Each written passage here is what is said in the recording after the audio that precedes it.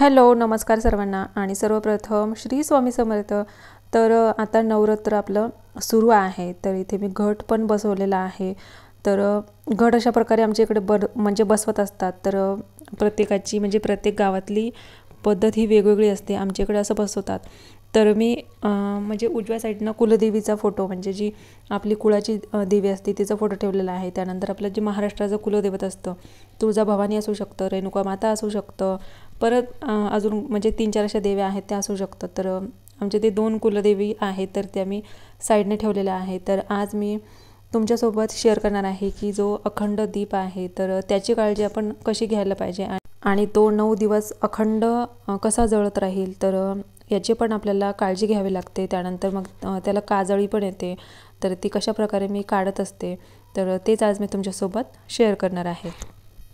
तर सर्वप्रथम मी काय केलं, जो आपला अखंड दीप चालू आहे ना तर त्याची जी ज्योत असते ना तर त्या ज्योतीनेच आपल्याला दुसरा दिवा पेटून घ्यायचा आहे। आणि अखंड दिवा आपण जेव्हा लावतो ना तर एक्स्ट्रा दिवा आपल्याला तिथे देवाजवळ ठेवावा लागतो, एक वात घालून आणि म्हणजे तेल टाकून।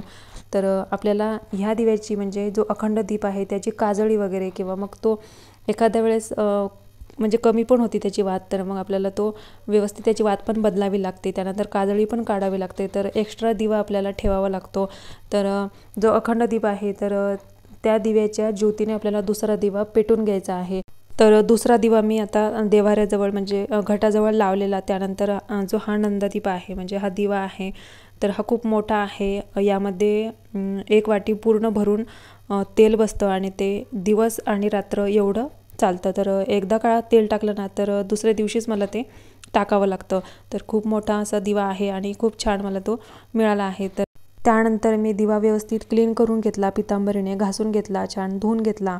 त्यानंतर कोरड्या कपड्याने मी त्याला कोरडं केलं आहे, कारण की आता मला पूजेला बसायचंच होतं। म्हणजे आजची माळ आजची कोणती घालणार होती ती मी आता तुम्हाला पुढे शेअर करणारच आहे, फुलाची घालणार आहे।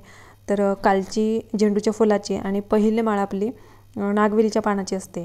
तर घट बसवल्यावर आपल्याला दिव्याची काळजी कशी घ्यावी लागते, त्यानंतर मग जी घटाची सेवा असते, काय काय सेवा मी करते ते संपूर्ण 2 वेळेस जर आपण पाणी जर घातलं ना तर ते धान्य सडू शकतं। काय केलं ते म्हणजे आपल्या घरामध्ये घट आहे तर व्यवस्थित वारा लागत नाही, पाणी घालावं लागतं, त्यामुळे काय होतं ते सुकत नाही लवकर।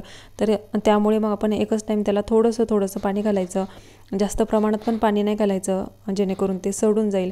तर दिवा मी आता भरून ठेवला, वात केली। त्यानंतर इथे आता गुलाबाच्या फुलाची माळ मी आज घटाला घालणार आहे। तर जे पुढची जी पूजा आहे ती मी तुमच्यासोबत आता शेअर करणार आहे।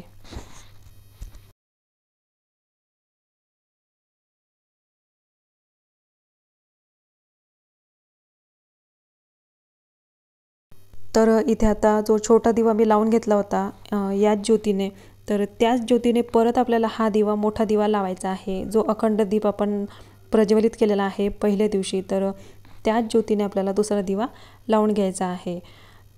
तर मी छोटी वात करते जेणेकरून ती दिवसभर म्हणजे एकदम शांतपणे तो दिवा राहतो रात्रभर। तर छोटी एकदम वात केली। त्यानंतर भरून आता मी तेल आहे ते टाकत आहे आणि एकदाच सकाळीच मी तेल टाकते, त्यानंतर दुसऱ्या दिवशी सकाळीच मला टाकावं लागतं आणि एकदम शांतपणे तो दिवा चालतो। त्यानंतर सर्वात महत्त्वाचं काज जर असला ना तर वारा वगैरे जर आला ना तर दिवा विझत नाही आणि एकदम शांतपणे आपला दिवा चालतो।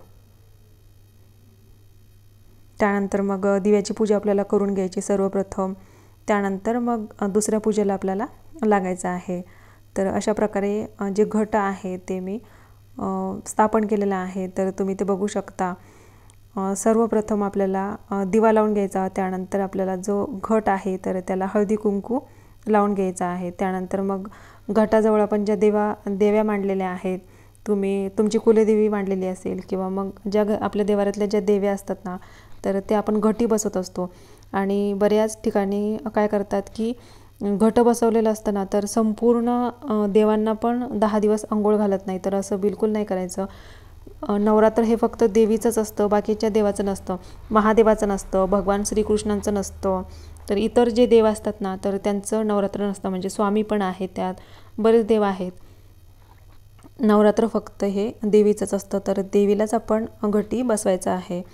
तर मी कुलदेवी जे आहेत ना तर त्यांना इथे स्थापन केलेलं आहे. त्यांना पण हळदी कुंकू रोज आपल्याला सकाळ संध्याकाळ वाहून घ्यायचं आहे. त्यानंतर फुलं वाहून घ्यायची आहे आणि धूप दीप लावून आपल्याला अशा प्रकारे साधी सिंपल जी पूजा आहे.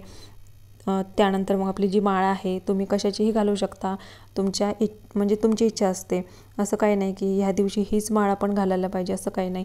आपल्याला जे फुलं अवेलेबल आहेत, इतर वस्तू पण अवेलेबल ज्या असतात, म्हणजे काही झाडांचे पानं पण चालतात, उदाहरणार्थ म्हणजे चंदन, तुळस, तर जे अवेलेबल आहे ते आपण माळ घालू शकतो. त्यानंतर आता इथे अगरबत्ती मी ओवाळून घेतलेली आहे. तर सगळ्यात पहिले मी सिद्ध कुंजिका स्तोत्र हे म्हणजे जी सेवा आहे ती मी करून घेते. त्यानंतर मग दुर्गा सप्तशतीचं असतं वाचन. तर दुर्गा सप्तशतीचं वाचन आपल्याला कशा प्रकारे करायचं आहे, म्हणजे पहिल्यापासून ते शेवटपर्यंत संपूर्ण आपल्याला वाचन करावं लागतं. त्यामध्ये एकूण 13 अध्याय असतात. 13 अध्याय आपल्याला घ्यायचे आहे. त्यानंतर मग क्षमापन स्तोत्र असतं सर्वात मागे, ते आपल्याला घ्यायचं आहे. ते खूप जास्त महत्त्वाचं आहे, कारण की आपण जे अध्याय वाचलेले आहेत त्यामध्ये आपल्याकडून काही चुका घडल्या असतील तर त्यामुळे मग आपल्याला क्षमापन स्तोत्र हे घ्यावंच लागतं. आणि तुम्ही जर रोजचा एक पाठ करत असाल तर रोजच ते तुम्हाला घ्यावं लागेल पाठाच्या शेवटी. तर अशा प्रकारे संपूर्ण जे दुर्गा सप्तशतीचा एक पाठ आहे तो संपूर्ण आपल्याला एका दिवशी एक करायचा आहे.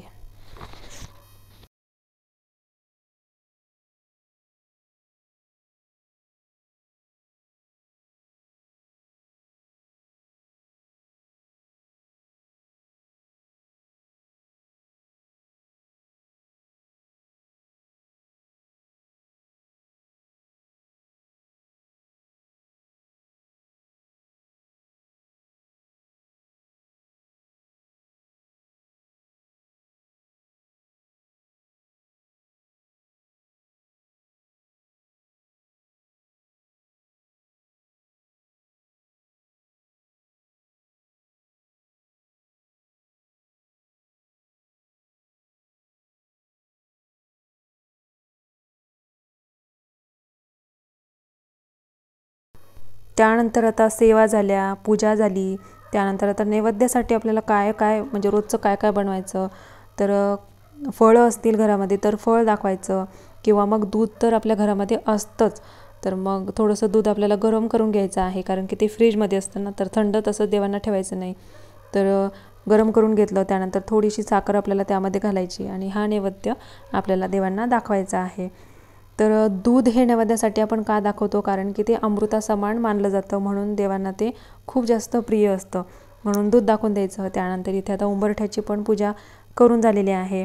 आता नवरात्र आहे तर रोजच उंबरठ्याला हळदीचं लेपन होतं. त्यानंतर छान अशी रांगोळी, त्यानंतर धूप दीप लावून अशी पूजा उंबरठ्याची होतच असते. तर खूप छान आणि प्रसन्न वाटतं जेव्हा उंबरठ्याची पूजा होते आणि बाहेरून येणारा व्यक्ती हा म्हणजे उंबरठ्यावर असं लेपण आणि रांगोळी दिसेल तर तो पण किती खुश होऊन आपल्या घरामध्ये येईल. आणि घरामध्ये येताना जी काही निगेटिव्हिटी त्याच्या सोबत आलेली असते ना, तर हळदीचं लेपण बघून ती आपोआपच बाहेर जायला मदत होईल. तर अखंड दिव्याची काळजी मी कशा प्रकारे घेते, म्हणजे विजू देत नाही. तर बऱ्याच ताईंनी कमेंट केली होती मागच्या वर्षी की ताई दिव्याला विजू नाही असं म्हणजे असं नसतात म्हणत, दिवा शांत झाला असं म्हणतात, म्हणजे विजू नाही असं नाही म्हणायचं, दिवा शांत झाला असं म्हणायचं. तर दिवा शांत होऊ नये, तर यासाठी आपण काय काय काळजी घेऊ शकतो तर मी ते तुमच्यासोबत शेअर केलेलं आहे. आणि जो दिवा असतो ना, अखंड दीप आपण ज्याला म्हणतो, तर त्याची जी ज्योत असते ना, तर तीच आपल्याला 9 दिवस ठेवायची असते, कारण की तेव्हाच तो अखंड दिवा आपला म्हणजे पूर्ण झाली ती सेवा असं म्हणतात. तर जो दिवा लावलेला आहे तर त्याची जी ज्योत आहे तर त्याच ज्योतीने आपल्याला दुसरा दिवा लावायचा आहे. त्यानंतर मग तो दिवा आपण क्लीन करून घ्यायचा. तुम्ही फक्त कपड्याने जरी पुसून घेतला ना तरी चालेल, तर क्लीन करून घ्यायचा. त्यानंतर आपली जी वात आहे तर ती कोणी कोणी काय करतं, एकदम लांब वात अशी करतं आणि 9 दिवस तीच वात आपण चालवतो, पण मी 2 दिवसानंतर ती वात चेंज करते.